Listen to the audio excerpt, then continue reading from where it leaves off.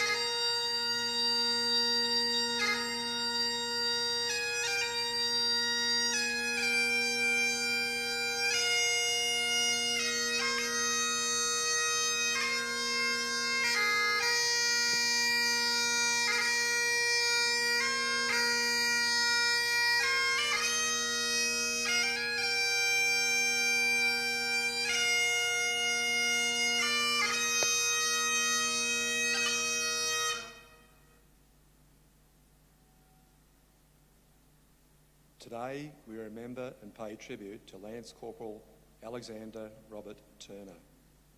Alexander Turner was born in 1892, the youngest son of George and Philippa Turner of Ararat, Victoria.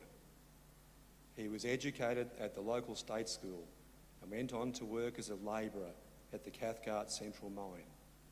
He was a member of the local lodge of the Independent Order of Odd Fellows and was highly respected throughout Ararat. Alexander Turner enlisted in the Australian Imperial Force in July 1915. He underwent a period of training in Australia, leaving for active service overseas in September 1915, with reinforcements to the 14th Battalion. Turner was first sent to Egypt, where the AIF was undergoing a period of reorganisation following the evacuation from Gallipoli. After 6 months training in the desert, Private Turner arrived in France to fight on the Western Front.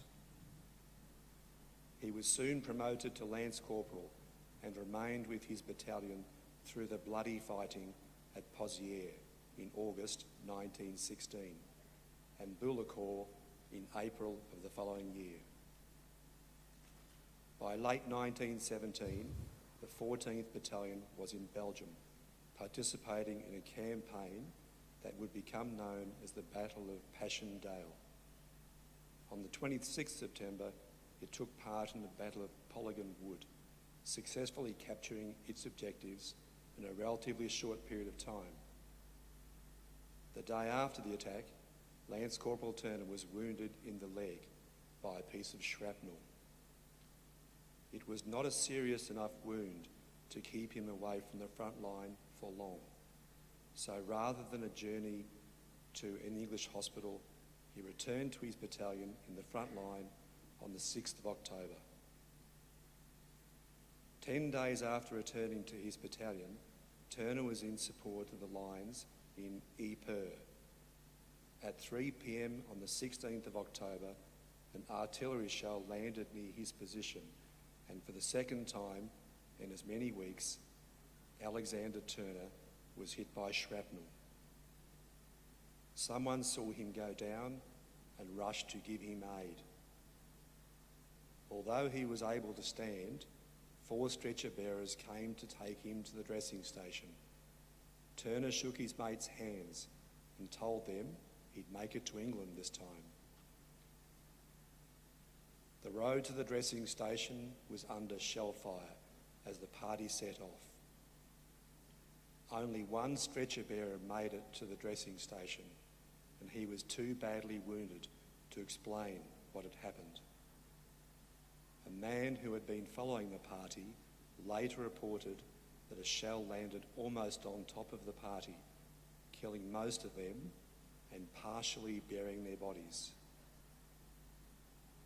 The shell fire prevented the recovery of any but the badly wounded stretcher bearer, and their bodies were lost. Today, Alexander Turner is commemorated on the Menin Gate Memorial in Ypres, alongside more than 50,000 British and Commonwealth soldiers with no known grave. He was 25 years old.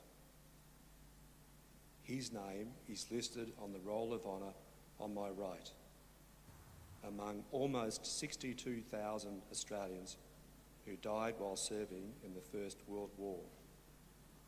A photograph of his name listed on the Menin Gate Memorial is today displayed beside the pool of reflection. This is but one of the many stories of service and sacrifice told here at the Australian War Memorial. We now remember Lance Corporal Alexander Robert Turner, who gave his life for us, for our freedoms and the hope of a better world.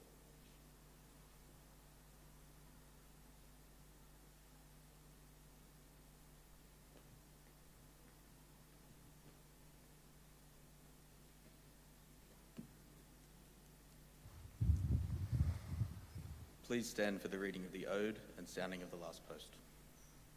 They shall grow not old, as we that are left grow old. Age shall not weary them, nor the years condemn. At the going down of the sun and in the morning we shall remember them.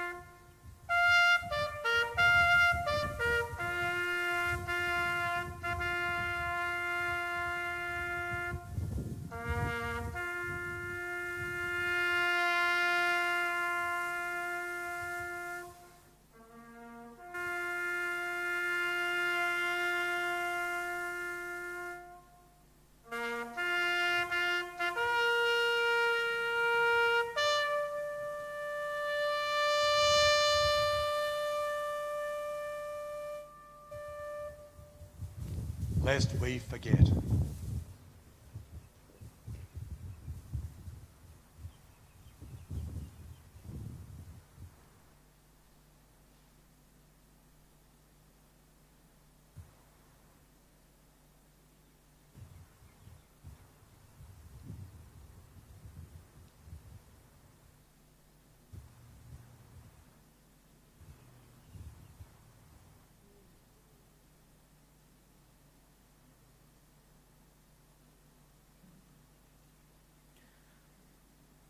We leave you this evening with the words of the memorial's founder, Charles Bean. Many a man lying out there at Poziere or in the low scrub at Gallipoli, with his poor, tired senses barely working through the fever of his brain, has thought in his last moments, well, it's over. But in Australia, they will be proud of this. Ladies and gentlemen, students, that concludes the last post ceremony. We thank you for visiting the Australian War Memorial and wish you all a very good evening.